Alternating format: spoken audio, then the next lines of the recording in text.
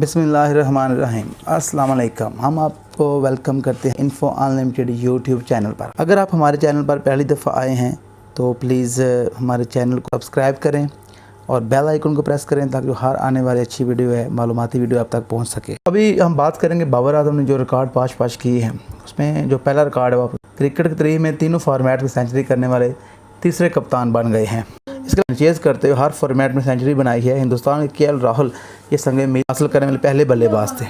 पाकिस्तान के जान से जो सबसे हाईएस्ट टोटल था चौथी इनिंग्स में, क्योंकि यूनुस खान का अच्छा रिकॉर्ड था, चौथी इनिंग्स अच्छी बैटिंग करते थे। ये बड़े खिलाड़ी की निशानी होती है। वो था 171 का श्रीलंका के खिलाफ, जो कि बाबर ने तोड़ दिया है, जो कि यूनुस खान ने 2015 में बनाया था। उसके अलावा सबसे ज़्यादा पाकिस्तान की जानिब से जो बॉल्स खेली थी वो खेली थी शुएब मलिक ने चौथी इनिंग्स में, वो थे 369। अब बाबर के पास ये रिकॉर्ड आ गया, उन्होंने बॉल्स खेले 425। बाबर आजम ने जो एक और बड़ा रिकॉर्ड ब्रेक किया है वो एज ए कैप्टन बड़ी जो नोक थी फोर्थ इनिंग्स में माइकल थर्टन की थी, सबका इंग्लिश टीम कैप्टन, 185 रन की। अब बाबर ने 196 रन स्कोर किए हैं as a captain.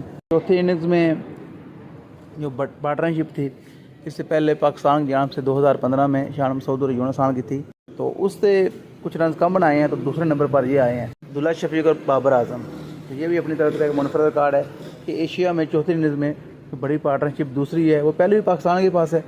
Yunus Khan और शान मसूद खेले थे, तो अभी ये बाबर और अब्दुल्ला शफीक खेले हैं, जो कि यकीनन एक बहुत बड़ी अचीवमेंट है।